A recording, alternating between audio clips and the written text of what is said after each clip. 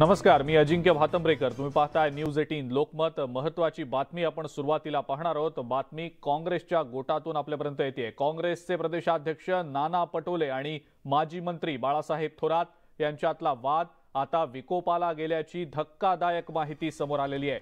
बाळासाहेब थोरात यांनी पक्षश्रेष्ठींना पत्र लिहून प्रदेशाध्यक्षांसोबत आपल्याला काम करणं शक्य नसल्याचं स्पष्ट केल्याची माहिती समोर आलेली आहे. विधान परिषद निवडणुकीदरम्यान झालेल्या पक्षीय राजकारणामुळे आपण व्यथित असल्याची प्रतिक्रिया बाळासाहेब थोरात यांनी माध्यमांशी बोलताना दिली आहे. त्यामुळे काँग्रेस पक्षश्रेष्ठी आता नाना पटोले यांना प्रदेशाध्यक्ष पदावरून हटवणार का, याकडे काँग्रेसजनांचं लक्ष लागून राहिल्याचं समजतंय.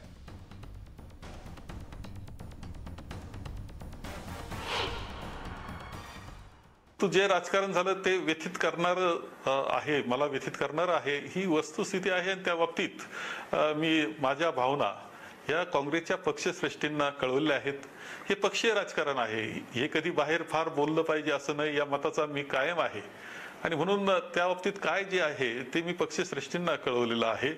पक्ष पातळीवर आणि माझ्या पातळीवर त्यामध्ये आम्ही योग्य निर्णय जे काही करायचं ते योग्य पद्धतीनं करू. आणि याच संदर्भातली अधिक माहिती आपण जाणून घेणार आहोत. हरीश दिमोटे आपले प्रतिनिधी आपल्या सोबत आहेत सध्या. हरीश, प्रदेश काँग्रेसमध्ये काही आलबेल नाही असंच दिसतंय. बाळासाहेब थोरात यांची पटोलेंच्या विरोधातली नाराजी आता उघडपणे दिसतीये. हरीश, काय सांगता येईल याबद्दल? नक्कीच अजिंक्य, आपण जर बघितलं तर नाशिक पदवीधर मतदारसंघामध्ये बाळासाहेब थोरात यांचे भाचे सत्यजित तांबे हे काँग्रेसकडून निवडणूक लढवण्यासाठी इच्छुक होते. आणि तसं काँग्रेस पक्षाने देखील त्यांना सांगितलेलं होतं की सुधीर तांबे किंवा सत्यजित तांबे यांनी कुणीही उमेदवारी करावी.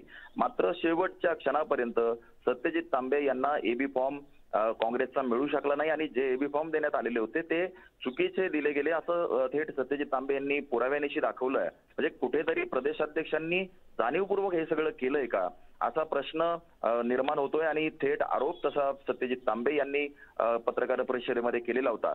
दुसरीकडे आपण जर बघितलं तर नाना पटोले आणि बाळासाहेब थोरात यांचे पक्षांतर्गत जो वाद आहे तो जगजाहीर आहे. आणि कुठेतरी त्यातनंच बाळासाहेब थोरातांना अडचणीत आणण्यासाठी प्रदेशाध्यक्षांकडनं हालचाली केल्या गेल्या आणि सत्यजित तांबे किंवा बाळासाहेब थोरात थेट भाजपच्या वाटेवर आहेत असं चित्र कुठेतरी निर्माण केलं गेलं. आणि त्यातून बाळासाहेब थोरात व्यथित झालेले आहेत. आणि काल जेव्हा त्यांच्या वाढदिवसानिमित्त संगमनेरमध्ये एक कार्यक्रम होता त्या कार्यक्रमामध्ये त्यामुळे थोरातांची नाराजी देखील समोर येताना दिसली. हरीश, धन्यवाद. सविस्तर माहिती आपण दिलीत त्याबद्दल.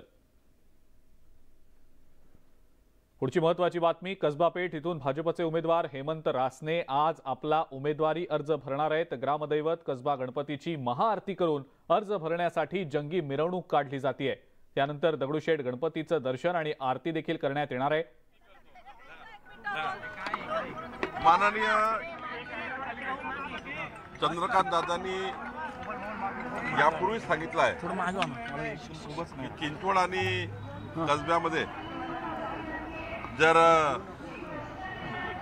महाविकास आघाडीचे उमेदवार नसेल आणि त्यांनी जर म्हटलं की टिळकांना उमेदवारी द्या तर निश्चितपणे दादांनी सांगितलं आहे की आमचं नेतृत्व तसा विचार करेल. तर निश्चितपणे दादाची जी भूमिका आहे त्याला ती पक्षाला मान्यता आहे. आणि महाविकास आघाडीने जर आजच कळवलं तर उद्या दिवस बाकी आहे, निश्चितपणे आपल्याला तसा निर्णय घेता येईल. महाविकास आघाडीने अजून अधिकृतपणे उमेदवारी जाहीर केली नव्हती तरी रवींद्र दंगेकर यांना तयारी करायला सांगितले. त्यांनी शैलेश टिळकांची भेट घेतलेली आहे. आणि दुसरीकडे ब्राह्मणांच्या बाबतीमध्ये ब्राह्मणांना डावललं गेलं अशा पद्धतीचे मेसेजेस फिरायला सुरुवात झालेली आहे. होर्डिंग लागले. नाही, मला वाटतं की प्रकृतीच्या व्यवस्थेमुळे असं झालं आहे. मुक्ताताई असत्या तर हा प्रश्न निर्माण झाला नसता, तब्येतीमुळे झाला आहे. बापट साहेबांची तब्येत चांगली नाही आहे, त्यामुळं कोणी कोणाला डावलत नाही पक्षामध्ये. आणि भारतीय जनता पक्ष कायम हा आज कुठलाही समाज असो, ब्राह्मण समाजाने तर पक्षाकरता आपलं आयुष्यच दिलं आहे. आम्ही नंतर मग सर्व ओबीसी मराठा सर्व समाज म्हणून काम करतो आहे. तर कुण्या जातीवर कुण्या समाजावर भाजप अन्याय करतं असं नाही आहे. जेव्हा जेव्हा योग्य वेळ आली तेव्हा पक्षाने समाजाला न्याय दिला, कारण समाजाने भरपूर काही पक्षाला दिला आहे. आणि त्यामुळे मला वाटतं की असा काही कोणी गैरसमज करू नये. आता आम्ही सांगतो आहे ना की जर महाविकास आघाडी जर थोडं एक पाय मागं आलं आणि आम्ही त्यांना विनंती केली आहे। मी आजही तुमच्या माध्यमातून माननीय शरद पवार साहेब, उद्धवजी, माननीय अजितदादा, माननीय नाना पटोलेजी, आंबेडकरजी, आम्ही सर्व राज्याच्या नेत्यांना आहे की आजही त्यांनी जर चिंचवड आणि कसबा या दोन्ही मतदारसंघात जर पाठिंबा दिला आणि मी त्यांना हे म्हटलं आहे की एवढ्या 7-8 महिन्याकरता 1 वर्षाकरता निवडणूक का व्हावी, कशाला जनतेला पुन्हा या निवडणुकीमध्ये ढकलायचं। तर ही ॲक्सिडेंट झाले आहेत, म्हणजे ॲक्सिडेंटल निवडणुका लागल्या आहेत। दोन्हीकडे प्रकृतीच्या आजारामुळे निवडणुका झाल्या आहेत, काही जाणीवपूर्वक या निवडणुका लढल्या गेल्या नाही आहे। आणि त्यामुळं मला वाटतं की जर महाविकास दादांनी जी भूमिका मांडली, चंद्रकांत दादा जे सांगितलं आहे त्याबद्दल पक्ष सहमत आहे। दादा, इकडे थोरात आणि पटोलेंमध्ये जोरदार ते तांबेच्या इलेक्शनवरनं खूप आरोप प्रत्यारोप सुरू झालेत।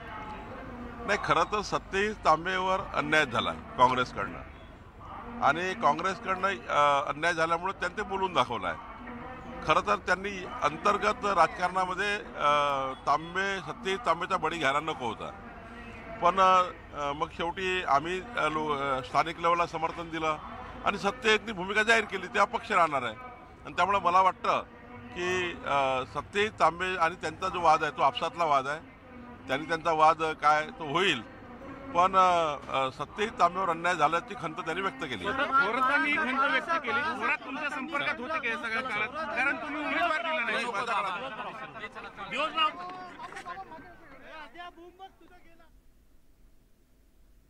भाजपचे प्रदेशाध्यक्ष चंद्रशेखर बावनकुळे देखील आता पुण्यामध्ये दाखल झालेले आहेत। चंद्रकांत पाटील देखील आपल्याला दृश्यांमध्ये दिसत आहेत। माजी महापौर मुरलीधर मोहोळ आहेत, शक्ती प्रदर्शन करत अर्ज भरला जाणार आहे आज।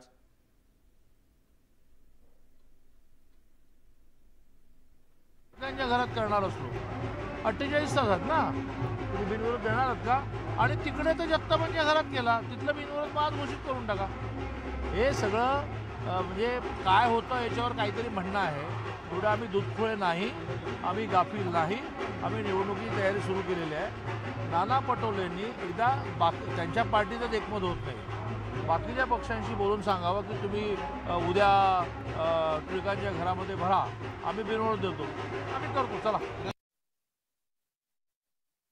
आपल्यासोबत हेमंत रासने आहेत। जोरदार शक्ती प्रदर्शन होतंय भाजपकडनं, त्यांनी एका अर्थाने सिंबॉलिक बाजी मारली असं त्यांचा दावा आहे। कशी रणनीती पुढची? मी ज्या दिवशी माझी उमेदवारी घोषित झाली त्याच दिवशी सर्वात प्रथम मुक्ताताईंच्या घरी जाऊन अभिवादन केलं। शैलेश टिळक, कुणाल टिळक यांच्याशी 5-10 मिनिटं चर्चा केली। भारतीय जनता पार्टी हे कुटुंब आहे, मी सुद्धा मुक्ताताईंच्याच कुटुंबातला आहे, आम्ही एकाच कुटुंबातले आहोत। आणि ह्या कुटुंबात आणि हा जो काय आहे विरोधी पक्षाकडनं केला जातो तो पॉलिटिकल स्टंट आहे। आम्ही भावनात्मक आहोत, आम्ही भावनेने जोडलेलो आहोत। भारतीय जनता पार्टी हा परिवार आहे, त्या परिवारातील पालक म्हणजे आमचे पक्ष नेतृत्व आहे, ते योग्य वेळी योग्य निर्णय घेत असतात। काही पोस्टर लागलेत नाराजीचे, ती नाराजी कशी दूर करणार समाजाची? पोस्टर, बॅनर ह्या सगळ्या गोष्टींवर माझा विश्वास नाही। मी भारतीय जनता पार्टीचा गेली 30 वर्ष कार्यकर्ता आहे, सार्वजनिक गणेशोत्सव मंडळाचा गेली 40 वर्ष कार्यकर्ता आहे। ह्या दोन्ही ठिकाणी काम करत असताना पक्षाने असेल किंवा गणेश मंडळाच्या माध्यमातून असेल वेगवेगळ्या जबाबदाऱ्या मला मिळाल्या आहेत। महानगरपालिकेत 2002 पासून मी नगरसेवक म्हणून काम करतोय। भारतीय जनता पार्टीची असणारी आज संपूर्ण शक्ती, त्याचबरोबर आमचे असणारे सर्व मित्रपक्ष, त्याचबरोबर गणेश मंडळाचे असणारे हजारो कार्यकर्ते, या जीवावर माझी ओळख सर्वांना मान्य, सर्वसामान्य गणेशोत्सव मंडळाचा कार्यकर्ता आहे। मी विक्रमी मताने विजयी होणार आहे। Video journalist Ganesh Kadam, Chandrakant Punde, news 18 Lokmat, Pune. पुण्यामध्ये आज कसबा पोटनिवडणुकीसाठी भाजप आणि महाविकास आघाडीचे उमेदवार जोरदार शक्ती प्रदर्शन करून आपले उमेदवारी अर्ज भरणार आहेत। काँग्रेस उमेदवार रवी धंगेकर यांनी टिळकवाड्यामध्ये येत दिवंगत आमदार मुक्ता टिळक यांच्या फोटोला अभिवादन केलं आणि टिळकांच्या गणपतीचं दर्शन घेत टिळकवाड्याचे आशीर्वादही घेतले। यावेळेला धंगेकर यांच्या सोबत रोहित टिळक देखील उपस्थित होते। भाजपनं टिळकवाड्याला तिकीट नाकारल्यानं ब्राह्मण समाज नाराज असल्याचंही त्यांनी बोलून दाखवलंय।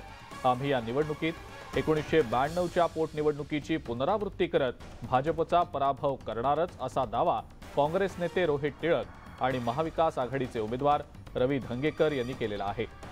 कसबापेठ पोटनिवडणुकीमध्ये भाजपच्या हेमंत रासने यांच्या विरोधात काँग्रेसचे रवी धंगेकर मैदानात उतरलेले आहेत।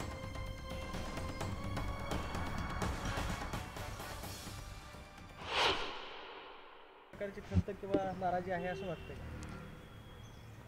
हे तर आहेच की कैलासवासी मुक्ताताई टिळक यांच्या घरामध्ये उमेदवारी द्यावी ही पुणेकरांची मागणी होती, इच्छा होती, परंतु ते तसं घडलं नाही। आणि ही निवडणूक ज्या मतदारांना गृहीत धरले भारतीय जनता पार्टीने, तर त्या येणाऱ्या काळामध्ये पुणेकर त्यांची जागा त्यांना दाखवतील अशी मला पूर्णपणे आशा आहे। म्हणजे इथून कसब्यातनं जेव्हा मी सुद्धा लढलो होतो तेव्हाही मला लक्षात आलं होतं की तो काय असं पूर्ण फक्त समाज म्हणून मतं मिळतात किंवा याच्याप्रमाणे नाही, ते भाजपच्या बाजूने अनेक वर्ष ते आहेत, त्यांनी उमेदवार निवडून दिलेत आणि अशा वेळेला 8पैकी 1ही त्यांनी दिला नाही, हे मलाही खरं आश्चर्य वाटतंय त्या ह्याच्यात की उमेदवार त्यांनी म्हणजे आता काय त्याच्या मागची भूमिका असेल ते मे बी त्यांची लोक नंतर सांगतील, पण निश्चितपणे त्यांचा विचार हा व्हायला हवा होता।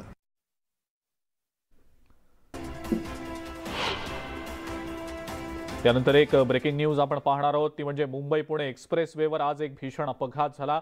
एक आजी आजोबा कारमध्ये अडकून पडलेले होते। अपघातानंतर कारमध्ये लोखंडी कठड्याचा भला मोठा पत्रा घुसल्यानं या आजी आजोबांना बाहेर काढणं अवघड बनलेलं होतं। मदतीसाठी कुणीही थांबत नव्हतं। तेवढ्यात मुंबईहून पुण्याच्या दिशेने निघालेले मुख्यमंत्री एकनाथ शिंदे यांचे OSD डॉक्टर राहुल गेठे या ठिकाणी थांबले। फोन करून त्यांनी पोलीस आणि इतर यंत्रणांना पाचारण केलं आणि अखेर कारचे दरवाजे कापून काढत 5 मिनिटात या आजी आजोबांना बाहेर काढण्यात आलं। डॉक्टर असलेल्या गेठेंनी या आजी आजोबांना किमान उपचार देत धीर दिला आणि त्यांची तत्परता आणि धाडसामुळे आजी आजोबा आणि त्यांच्या मुलाचाही जीव वाचला। दौऱ्यावर असलेल्या मुख्यमंत्री एकनाथ शिंदे यांनी या तिघांवर मोफत उपचाराचे आदेशही दिले। पुढची आणखीन एक महत्त्वाची बातमी बघूया। भाजपचे आमदार गोपीचंद पडळकर यांनी शरद पवार यांच्यासह अजित पवार आणि जितेंद्र आव्हाड यांच्यावर चांगलीच टीका केली आहे। जितेंद्र आव्हाड यांच्या तोंडून शरद पवार बोलतायत असं म्हणत त्यांनी पवार कुटुंबावर घणाघात केलाय। सोलापूरमध्ये पुण्यश्लोक अहिल्यादेवी होळकर पुतळा परिसराची पाहणी करण्यासाठी पडळकर आले होते। दुसरीकडे जितेंद्र आव्हाड जे आहेत त्यांनी शिवाजी महाराजांबद्दल एक वादग्रस्त विधान केलेलं आहे।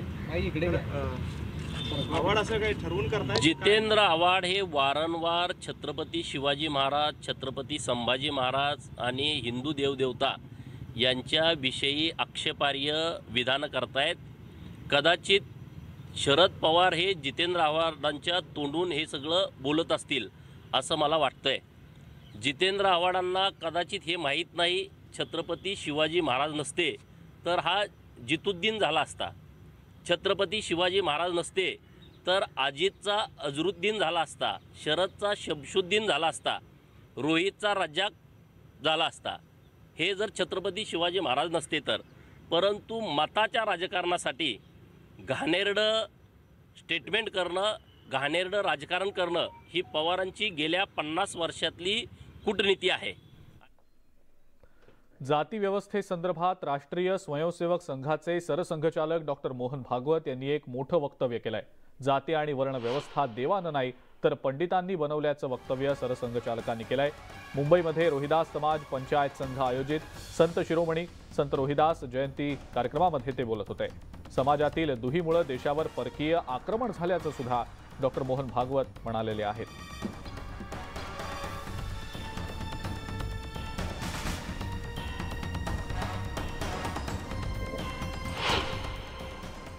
परकीय आक्रमक तर नंतर आले, पहिल्यांदा आम्ही मिसळ, पहिल्यांदा आम्ही आमचं सर्वांचं एकत्वाचं नातं, सर्वभूती एकच आहे हे जे सत्य आहे ते सत्य विसरलो आणि हे नातं विसरल्यावर आपलेपणा जातो, आपलेपणा गेला की सगळं परक होतं आणि स्वार्थ मोठा होतो। स्वार्थाकरता परक्या लोकांचं नुकसान करायलाही मागे पुढे पाहत नाही स्वार्थी माणूस. आणि आपली ओळख विसरल्यामुळे आपण कोण, आपला समाज कोणचा, आपले बांधव कोण, आपला देश कोणचा, या सगळ्याचा विसर पडतो. आणि मग ती समाजातल्या विघटनाची प्रक्रिया सुरू होते.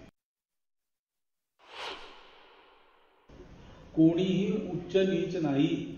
शास्त्रांचा आधार घेऊन पंडित लोक जे सांगत असतात ते खोटं आहे.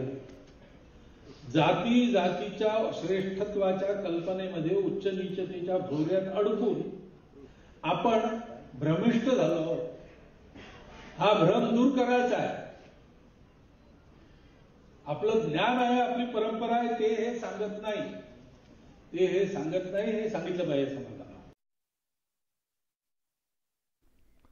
पालघरमध्ये मुंबई वडोदरा द्रुतगती महामार्ग उत्खनन आणि भरावासाठी सुरू असलेल्या भूसुरुंग स्फोटांमुळे परिसरातल्या घरांचं मोठं नुकसान होत आहे. न्यूज 18 लोकमतनं सातत्यानं याबाबतचा पाठपुरावा केला आणि याच बातमीची दखल घेत खासदार राजेंद्र गावित यांनी डहाणूमधल्या गंजाड इथं नुकसान झालेल्या घरांची पाहणी केली आहे. या नुकसानाला जबाबदार असणाऱ्या कंपनीला गावित यांनी इशाराही दिलाय. संबंधित कंपनीवर गुन्हा दाखल करण्याचा इशारा त्यांनी दिलाय. खरं म्हणजे गौण खनिजचे जे अधिकारी आहेत, हे अधिकारी या ठिकाणी कुठल्या प्रकारे शहानिशा न करता एक म्हणजे बेजबाबदारपणे त्या ठिकाणी जे काय परवानगी देत आहेत, हे कुठेतरी थांबलं गेलं पाहिजे. त्यामुळे खऱ्या अर्थाने हे सरळ उल्लंघन आहे आणि या संदर्भामध्ये त्या ठिकाणी एक गुन्हा दाखल झाला पाहिजे. अशा प्रकारे खासदार म्हणून या ठिकाणी मी मागणी करतो. आणि या सगळ्या महत्त्वाच्या बातम्यांसोबतच मुद्दा महाराष्ट्राचा मध्ये आता वेळ झाली आहे इथंच थांबण्याची. ताज्या बातम्या आणि अपडेटसाठी बघत राहा फक्त न्यूज 18 लोकमत.